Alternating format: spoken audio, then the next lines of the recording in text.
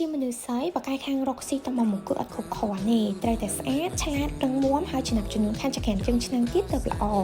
ដឹងថាបើយើងបកាយខាងរកស៊ីតមកមុខយើងមិនអាចមានពេលវេលាគ្រប់គ្រាន់ក្នុងការធ្វើម្ហូបអីទៀតទេតែយើងក៏គួរតែចេះដើម្បីសម្រាប់មនុស្សដែលយើងស្រឡាញ់ព្រោះវាជាក្តីសុខមួយផ្នែកក្នុងរង្វង់គ្រួសារចេះហើយអត់មានពេលធ្វើភាសាជាងមានពេលហើយអត់ចេះធ្វើ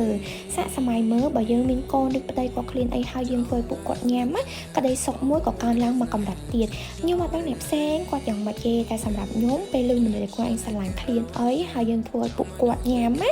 ពេលដែលគាត់ញ៉ាំហើយគាត់អញញឹមអារម្មណ៍នេះគឺជាក្តីសុខធំបំផុតសម្រាប់ខ្ញុំព្រោះពេលខ្លះយើងគិតថាមានលុយនឹងសប្បាយចិត្តតែពេលខ្លះលុយអាចទិញក្តីសុខមួយចំនួនបានទេព្រោះក្តីសុខខ្លះត្រូវយកបេះដូងនិងក្តីស្រឡាញ់មកបង្កើតអញ្ចឹងវីដេអូមួយនេះមិនមែនខ្ញុំប្រអាប់បងមកស្រីៗគាត់អត់ចេះធ្វើម្ហូបទេណាតែជាអ្វីដែលខ្ញុំចង់ចែករំលែកតែញ៉ាំអីក្រៅគឺជាក្តីសុខមួយផ្នែកតែក្តីសុខដែលយើងធ្វើឲ្យមនុស្សខ្លួនឯងស្រឡាញ់ដោយផ្ទាល់អារម្មណ៍ពីរហ្នឹងគឺខុសគ្នាបើអត់ជឿបងមកអាចសាកធ្វើមើលពេលដែលឮមនុស្សដែលយើងស្រឡាញ់តែសារថាឆ្ងាញ់ណាអារម្មណ៍ពីរហ្នឹងគឺជាក្តីសុខធំបំផុតអញ្ចឹងបងមកស្រីៗកុំភ្លេចការយើងចេះអីតិចតួចក៏យើងធ្វើទៅដើម្បីបង្កើត